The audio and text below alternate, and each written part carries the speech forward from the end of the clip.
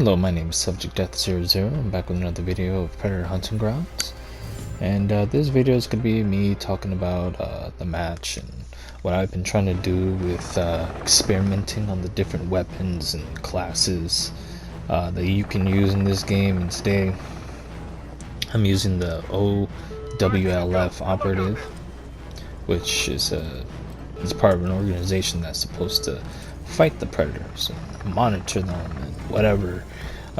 It's pretty interesting, but I decided to equip him with the pit bull, the OWLF pit bull, and then the OWLF special grenade launcher that doesn't shoot grenades but it shoots trackers, which is like you just place them either on the wall or the floor, and when the predator comes real close it's able to show them on the mini map.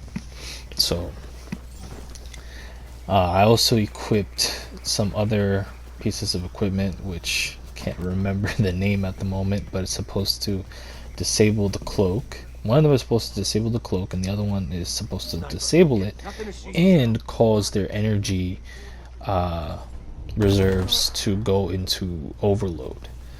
And then I also have a syringe in order to heal myself.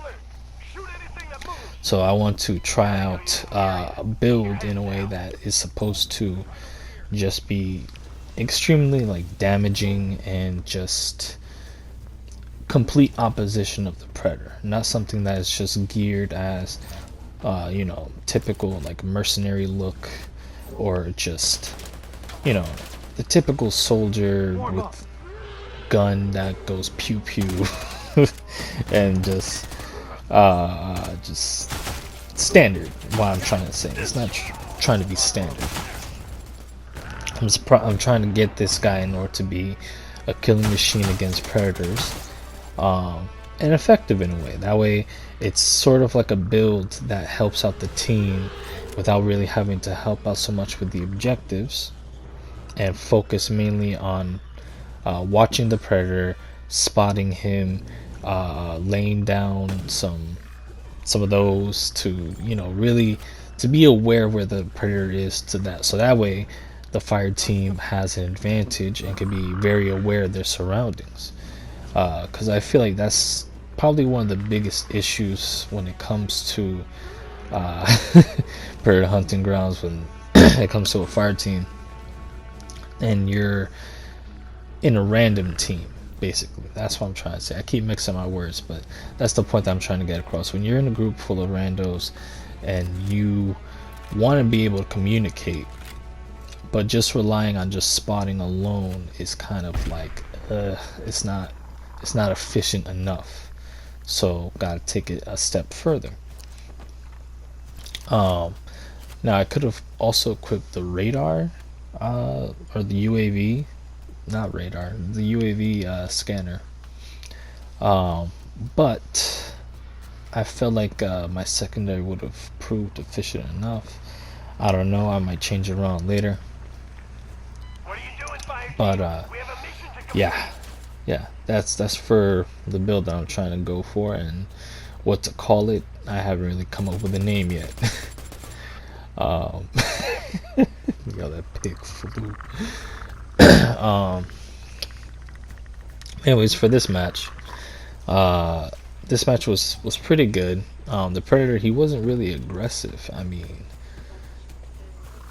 I guess he was trying to be scary in a way, because he put the want some candy, and it's supposed to like be spooky, but the problem is that we were pretty much focused and aware of our surroundings, and we, you know, kept looking back at each other and making sure that, you know, we were close and not losing anybody or leaving anybody behind. Which in that case, when you're the predator, you gotta go in there and break up the team, because if you don't, then they're just gonna complete every objective and escape eventually, or you'll be able to get only one, but the point of the predator is just to get all four. So when it comes to a team that's very close knitted type in tight formation, basically.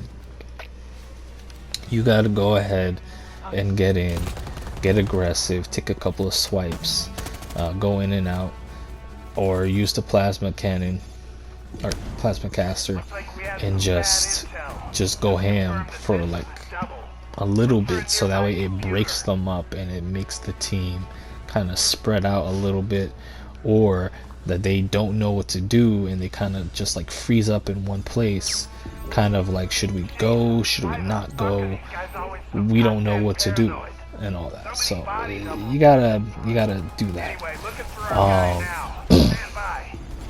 As for the fire team, when it comes to conditions like that, you just continue staying close, but you gotta keep moving as well. You can't stay behind and be stuck in one area, because you do got a timer, and eventually when that timer runs out, the predator wins, because you're gonna be stuck there. And eventually your fire team is gonna get killed, but you won't be able to see that. But yeah, just a quick little couple of tips when it comes to that, because there was this one match that I was in,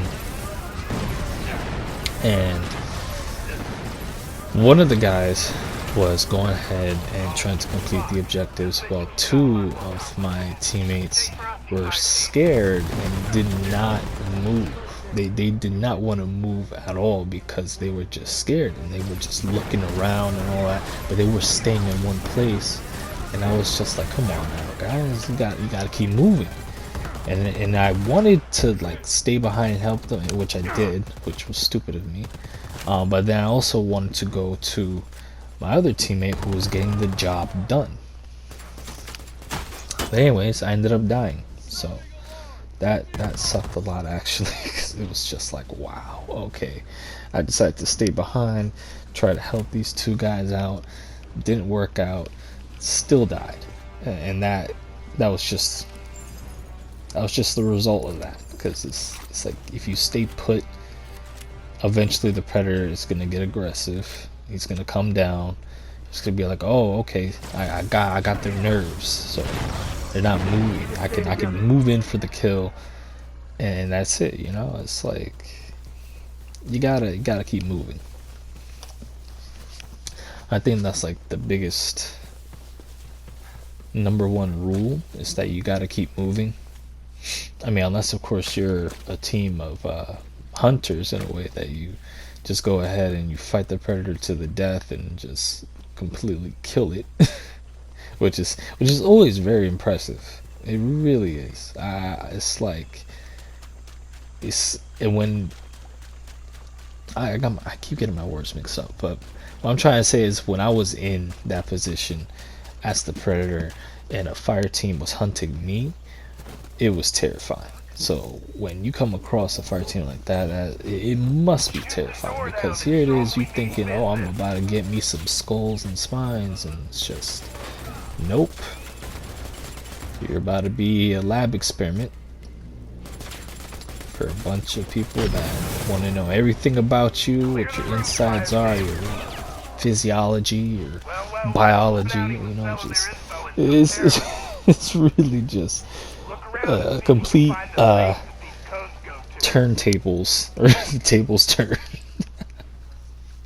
But yeah, it's just, it's one of the reasons why I like this game, because it's like, you never really know. It's like, you can go inside a completely random match and you could possibly think, oh, we're gonna be able to do this, you know, we're able to complete the objectives or hunt the predator, but then sometimes you don't, which is why it's like, it's kind of like a guessing game in a way, where it's like, do I get a good team, or am I gonna fight a predator that's gonna be a real pro and all that, just extremely aggressive, or am I gonna be going up against a team that's extremely aggressive? Am I gonna be going against a team that's just quick in completing objectives and all that? It's like, you really gotta, just things that you think about. And in this case, again, with this predator, he wasn't being aggressive enough, He actually could have killed me, because he took a big chunk of my health with that spear and then with those blasts, but nope. He instead ran away. I mean, I don't know what type of predator he was. I'm guessing he was a hunter.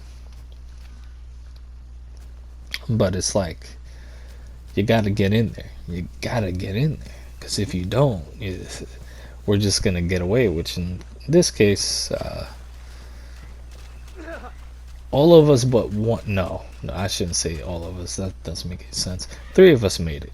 Because in the very end, I was trying to spot him, but for some reason the spotting wasn't working, and the predator came in and decided to forcibly check his prostate, and then proceeded to rip out his spine and skull as a trophy. Yep. But yeah, but let this video be a lesson to you to be aggressive and to keep moving. And for the predator, you don't have to be like in their face aggressive. In a way, you can be stealthy aggressive.